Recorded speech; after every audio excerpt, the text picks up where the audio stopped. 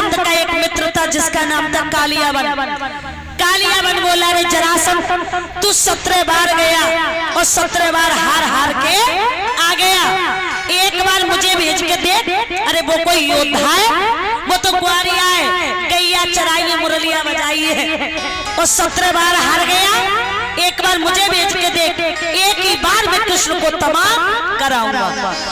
18वीं बार जरासंध का मित्र कालियावन गया युद्ध करने। भगवान कन्हैया ने देखा कि 18वीं बार कालियावन आ रहा है, सो देखकर भगवान कन्हैया और देखकर जरासंध को, कालियावन को, कन्हैया मथुरा छोड़कर दौड़ने लगे। मथुरा नगरी छोड़कर दौड़ने लगे, और जब दौड़ने लगे ना तो कन्हैया आगे आगे दौड़े और कालियावन पीछे पीछे दौड़े।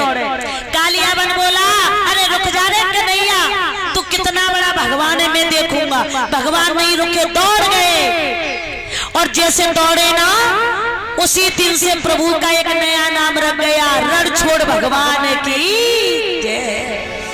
और जैसे दौड़ते गए, कालियावन पीछे पीछे दौड़े। अरे ठहर रे कन्हैया, मैं देखूंगा, मुझसे कर युद्ध। भगवान ने पलट कर नहीं देखा, और दौड़ते दौड़ते सामने एक ऊंचा सा पहाड़ दिखाई दिया।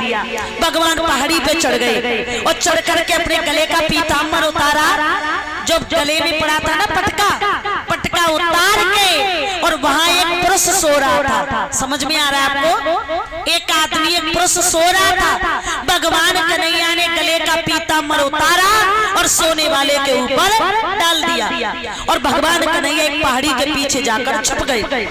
और जैसे ही छुपे ना,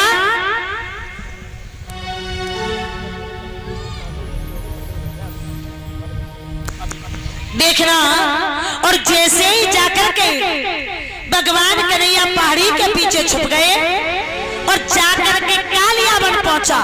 कालियावन ने सोचा, रे बारे ग्वारिया, मेरी डर की वजह से यहाँ छुप करके सो गया है, क्योंकि भगवान कन्हैया का पीताम्बर था।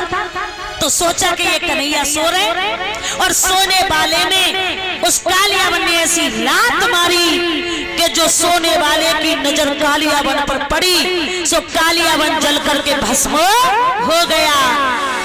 कालियावन जल करके भस्म हो गया। बोल गोविंद भगवान की।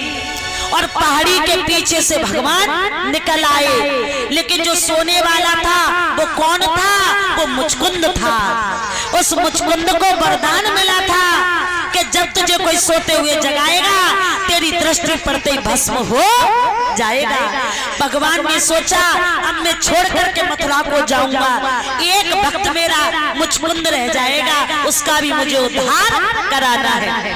तो सबसे लास्ट में भगवान ने मथुरा में रहकर मुचकुंद का कल्याण करा दिया, और कालियावन का भी मर के उद्धार हो गया।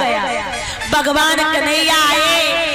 भगवान कन्हैया ने मन में विचार किया, अगर मैं जरासंध को युद्ध में हराता रहा तो मेरी मामी अस्ति और प्राप्ति जो कंस की पत्नी थी, ये दोनों कहाँ भटकेंगी, कहाँ रहेंगी। सो जानबूझकर मथुरा को छोड़कर चले गए, और इधर जरासंध ने, कंस के ससुर ने, अपनी विजय का झंडा मथुरापुरी के ऊपर लगा दिया। बोल गोविंद भगवान की। और इधर सभी कमेटी वाले भक्त, जो भी कमेटी के सदस्य हैं, वो इधर मंदिर पर चबूतरे पर इकट्ठे हो जाएं। जो भी कमेटी के लोग हैं वो सभी भैया आवाज सुन रहे हो तो एक जगह एकत्रित हो जाएं, देखना। और इधर भगवान श्याम सुंदर जैसे द्वारकापुरी पहुंचे, सो द्वारकापुरी में जाकर समुद्र में द्वारकापुरी बसा दी। बोलिए द्वारकाधीश भगवान की। और जब द्वारकापुरी बसा दी ना, तो आज द्वारकापुरी से एक दिन भगवान श्याम सुंदर